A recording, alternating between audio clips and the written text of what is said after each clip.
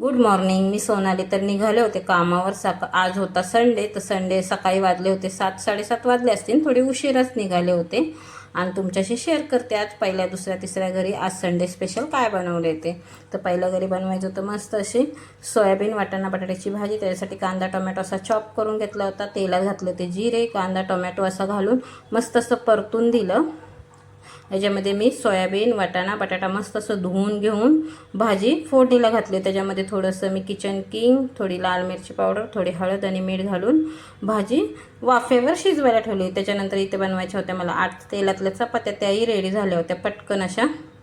इथे आज एवढंच जेवण होतं. आज काही जास्त जेवण नव्हतं. इथं भाजी अशी मस्त अशी रेडी झाली होती आपली वाटाणा बटाटा आणि सोयाबीनची. इथं मी आले होते दुसऱ्या कामावर. तर दुसऱ्या कामावर इथे बनवायचे होते मला बटाट्याचे पराठे.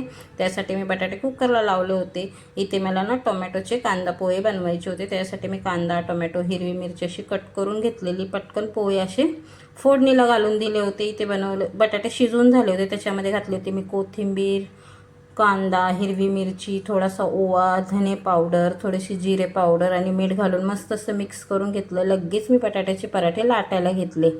इथे मला 9 पराठे बनवायचे होते. पटापट असे बटाट्याचे पराठे करून घेतले. जास्त मोठेही नाही जास्त बारकेही नाही, मीडियम साईजचे. अशा पद्धतीत बटाट्याचे पराठे आपले रेडी झाले होते.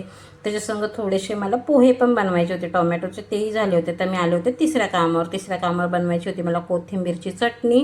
तर त्याच्यासाठी मस्त अशी कोथिंबीर धुवून घेतली 2-3 पाण्यात. त्याच्यानंतर मला थोडेसे पोहे बनवायचे होते. तर पोह्यासाठी मी ना आधी कढईमध्ये तेल घातलं, थोडी जिरे मोहरी, नंतर कढीपत्ता, हिरवी मिरची, कांदा घालून मस्त असं परतून घेतलं. त्याच्यानंतर थोडंसं हिंग घातलं आणि थोडासा किंचित ओवा घातला. त्यांना असेच पोहे लागतात त्या हिशोबात पोहे फोडणीला घालून दिले.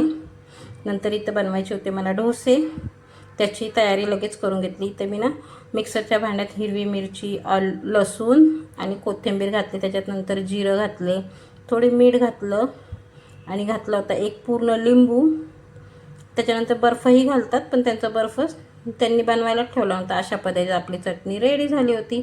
इथं डोसेही पटापट असे बनवून घेतले. इथे मला ना 7 डोसे बनवायचे होते.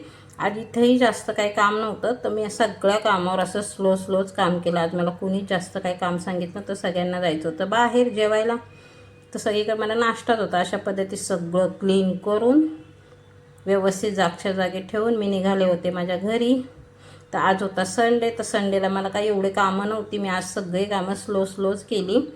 तरीही तेवढेच वाचतात कारण माझं हप्त्याभराचे काही कामं असतात ना, मी ते करून घेत असते संडेला.